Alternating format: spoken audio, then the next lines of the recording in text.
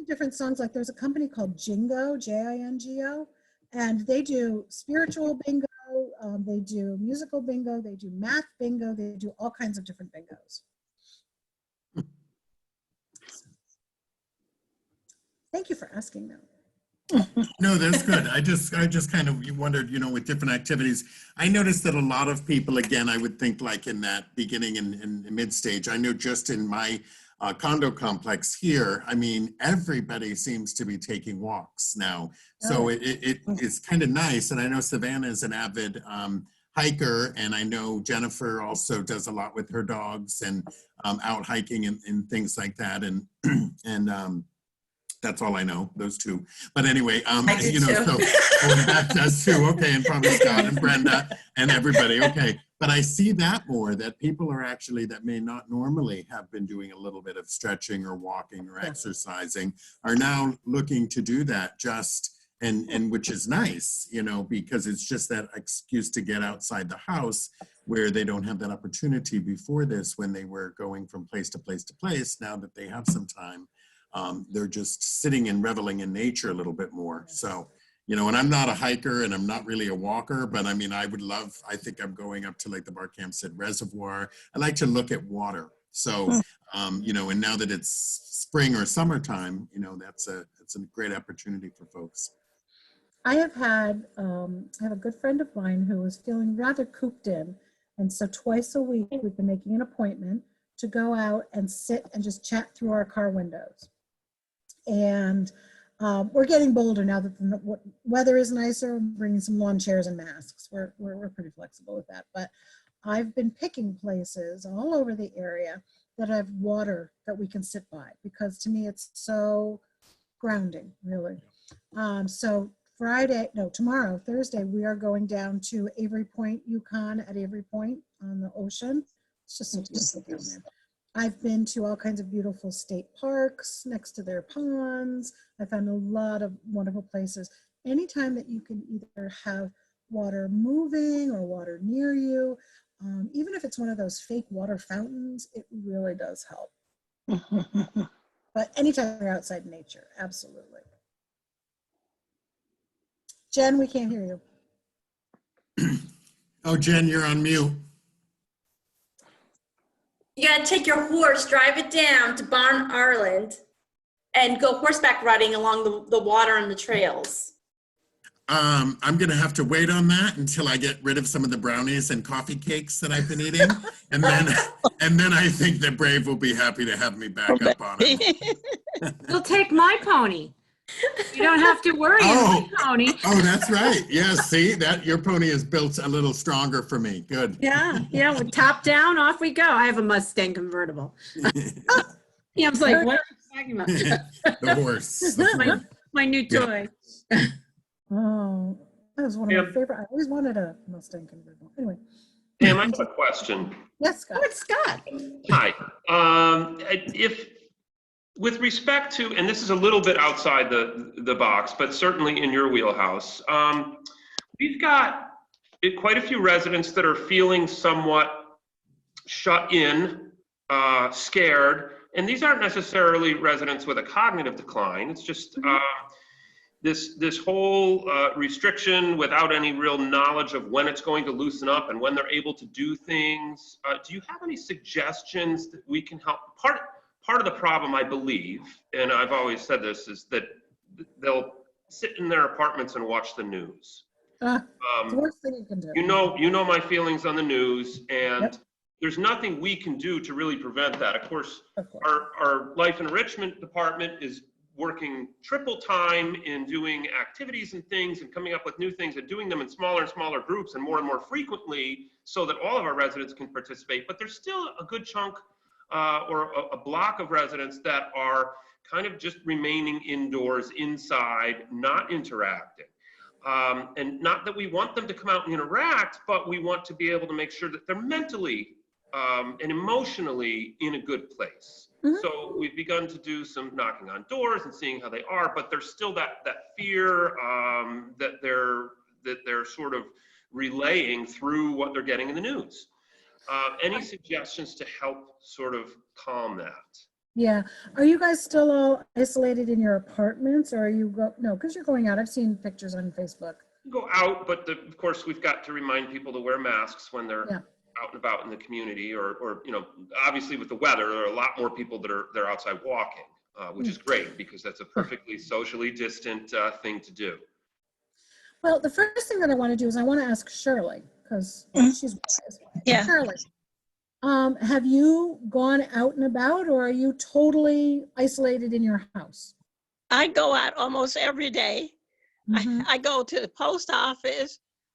I went to UPS in the beginning because they had to return some items to Amazon. I go shopping just for food. I don't stay a long time. I just go pick up what I need to pick up.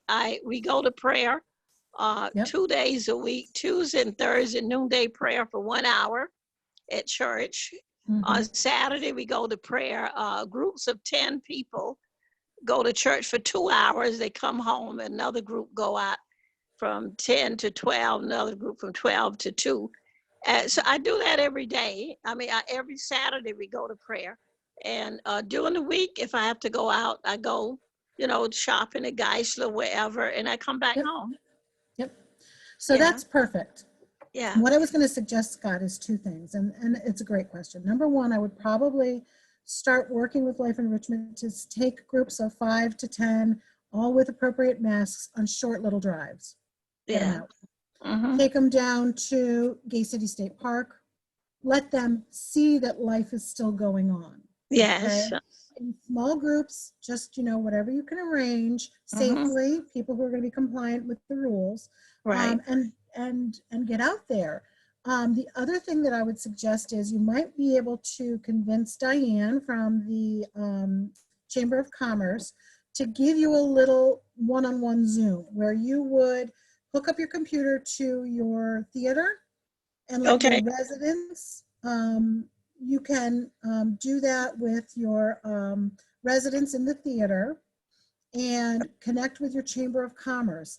And let them update you on what businesses are doing, that they can hear about what's going on, and they can hear about from a realistic perspective about what's going to be life afterwards. Because I know I'm going to be doing things different. I'm not going to be able to have a classroom of 20 or 30 people listening to me teach about dementia anymore. I'm just not. I'm going to have to be doing it on platforms like this, which doesn't always work in senior care. So we have to learn to do things a little differently, and there's going to be a learning curve, but we can still do things. So I think it's helpful for seniors and anybody who's been cooped up to be able to hear what's going on. I can remember the first time I got in my car and went out to the center of town, and I was like, oh my God, look there's another car. And it was like, I'm not alone on the planet. There are people, my daughter's best friend lives across the street, and it didn't even occur to us that she was there. We thought she was staying with her mom. But for like 2 weeks, she was all cooped up in the house by herself with only her dad and her brother. Oh, the poor girl. They could have been talking at a safe distance. So we need to start encouraging those behaviors. We are going to start to loosen some things up in the communities too. So, we're getting at that point where maybe some limited dining at different times and things. They are going to start to see the world again. But I think, when we think about our memory care residents for the ride, and going out on the bus, and we're careful, I think, in, the Elmbrook and Colebrook anyway at this time to make sure we're still doing that. Unfortunately, Stonebrook doesn't have the ability to do that right now, but I think we forget about our traditional residents. A lot of the Stonebrook residents go out on their own, still wear their masks, get in their car, but we can't stop them. We're going to start to see a lot more families showing up. Memorial Weekend in the 70s, there's going to be families coming in with their, like Savannah said one Sunday, they all showed up with their lawn chairs. Everybody was sitting outside with their masks on, and as long as they're safe, that's all we can ask, so we're getting there little by little. Life has to go on. And it will. Yeah. You just have to have faith that it will. Yeah, we have our Zoom Bible study tonight from our home. The pastor does Zoom Bible study on Wednesday night.